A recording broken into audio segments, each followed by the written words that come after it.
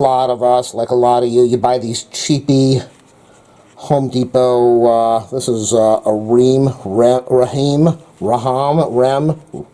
I don't know.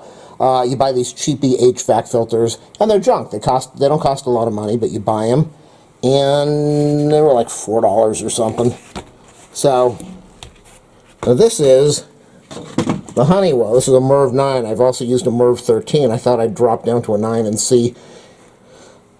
Was I happy? These things are expensive. They're really expensive. Now with the cheapy ones and the electrostatic, I can keep it in for 6-8 months. Hardly anything comes off when I wash it off or when I take it out. This is the MERV9, brand new. This is the MERV9 that I just took out. Look at this. I have never, ever seen so much dust and filth.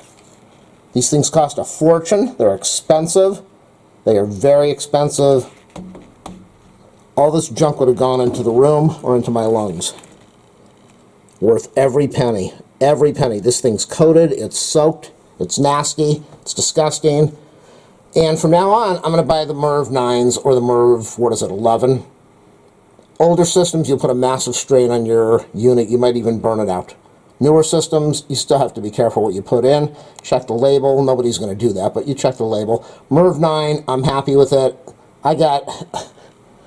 all of that stuff would have been in my system. The house is a little bit dusty right now. Filters up about 13 feet in the air. So this is just picking up dirt out of the air 13 feet up. Unbelievable. Alright, I'm going to leave an affiliate link in the video description if I can find one for these filters. If not, buy them in the store. They cost a lot of money. They'll save your lungs.